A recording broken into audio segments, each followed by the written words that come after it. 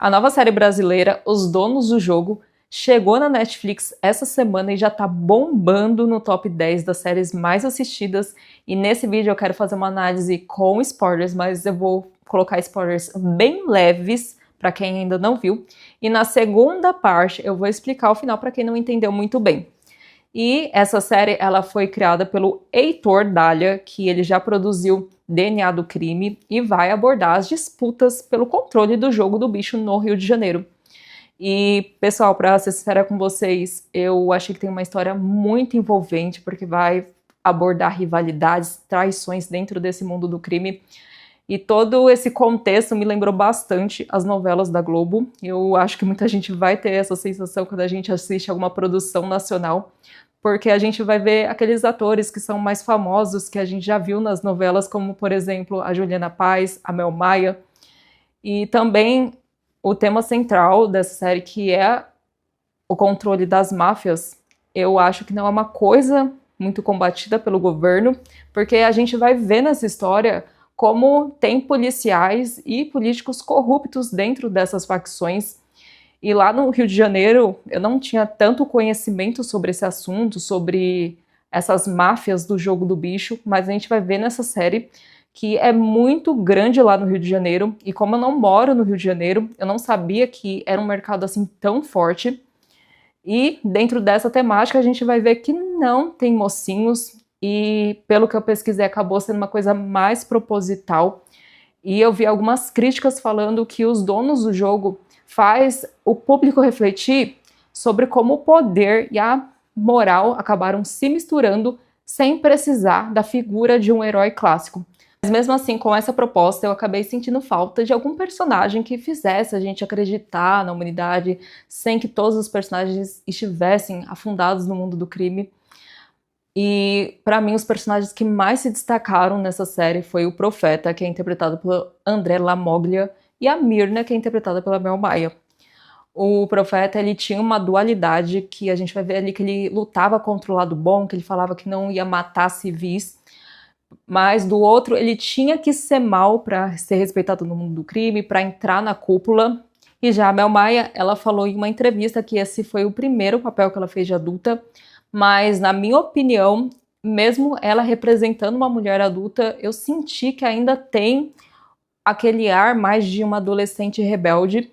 E a gente vai ver a Myrna, que era uma mulher que ela queria fazer parte da cúpula, só que apenas homens podiam entrar. Então é uma coisa bem interessante ver essa questão do machismo que existe até dentro do mundo do crime.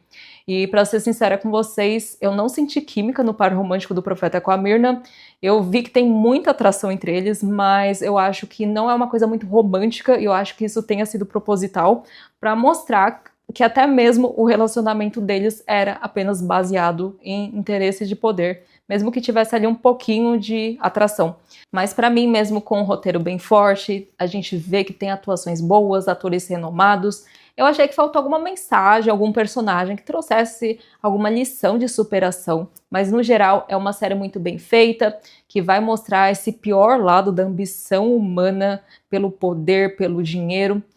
Mas talvez a grande mensagem seja que o mundo do crime é um caminho sem volta, como eu comentei na análise que eu fiz de outra série que estreou na Netflix, que foi o Peer.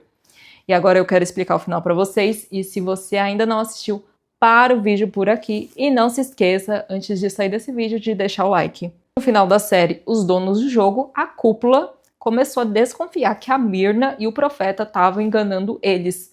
Porque a gente vê ali no começo que a Myrna, ela queria se vingar do seu cunhado, que era o Búfalo, porque ele e a Suzana não deixavam ela ter mais autonomia, mais poder nos negócios da família do seu pai, que era a família Guerra. Só que acabou virando uma rivalidade entre o Búfalo e o Profeta. Aí o Profeta tentou convencer a Suzana a ir para o lado deles e atrair o Búfalo para uma armadilha. Só que ela fingiu que aceitou essa proposta. Aí a Suzana tentou se vingar do Profeta e da Myrna, mas ela não conseguiu. Aí o Profeta ameaçou ela e deu dinheiro para que ela sumisse do Rio de Janeiro. E enquanto isso, o Xavier, ele tirou a sua vida. O Xavier era irmão do Galego e ele deixou uma carta falando que o Profeta era filho da Leila. E antes que o galego chegasse no hotel, a Leila tinha ligado para o profeta pedindo para que ele visse se o Xavier tinha deixado alguma coisa que incriminasse ela. Aí o profeta pegou a carta a tempo e ele acabou lendo escondido, mas ele decidiu não confrontar a sua mãe biológica, que era a Leila. E depois de tudo que o profeta fez para conseguir poder, ele acabou sendo aceito na cúpula. E para mim ficou um final bem aberto, principalmente por conta da questão da Leila não ter falado diretamente que era a mãe do profeta e ele também não ter confrontado ela. Então isso provavelmente vai ficar para uma segunda temporada. E também pela Myrna não saber que foi o profeta que obrigou que a sua irmã Susana fosse embora. E isso vai ser tema para próximas temporadas. E agora eu quero saber o que você achou dessa série. Deixa aqui nos comentários a sua opinião, que eu quero muito saber. E se você gostou desse vídeo, curte, inscreva-se no canal. E também clica em hypar esse vídeo, porque vai me ajudar muito. E se você gosta de análise de filmes e séries, assiste o vídeo que eu vou deixar linkado aqui. E eu te vejo no meu próximo vídeo.